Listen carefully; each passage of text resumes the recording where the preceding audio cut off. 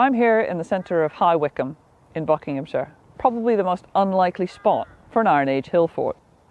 And off to my left, you can see some pretty impressive earthworks, ditches and banks, topped by trees. And yet, this has nothing to do with the Iron Age. The Iron Age hill fort at Desborough Park, called Desborough Castle, is actually all around in this open field. There's very little to see on the ground, just a slight deviation in elevation to tell us where the ditch and bank were. But thanks to the LiDAR survey done by Beacons of the Past and funded by Lottery, we can see a lot more of those details. The LiDAR results show clearly where the ditch and banks were that enclosed the hill fort, although half of them now lie underneath the houses that make up the Castlefield estate. This seemingly empty space inside the hill fort in the Iron Age might have been a bustling community, or it might have been a stock enclosure. We simply don't know what it was used for. I'm standing in what's left of the ditch of what has to be the least impressive rampart of all of our hill forts in the Chilterns.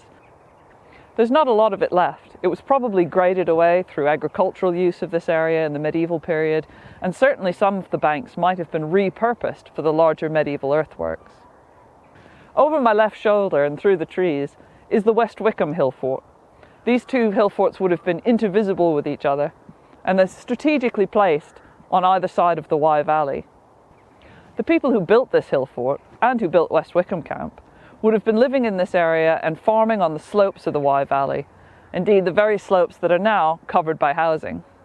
Desborough Castle hill fort was probably constructed somewhere at the end of the late Bronze Age or into the early Iron Age, but we're not exactly sure.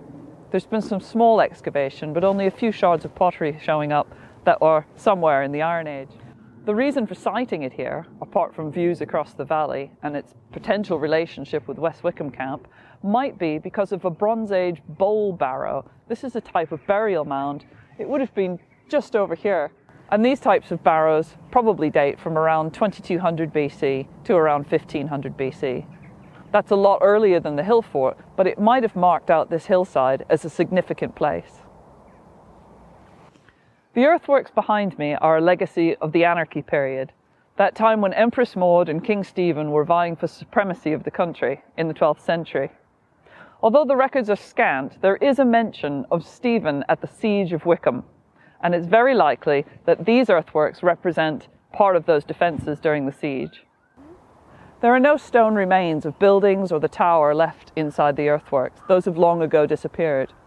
But the site remains one of the important historical sites of the Chilterns, and there are many. If you'd like to learn more about other hill forts in the Chilterns, other historical sites, or indeed the chalk stream, the River Wye, you can visit the Chilterns Conservation Board website.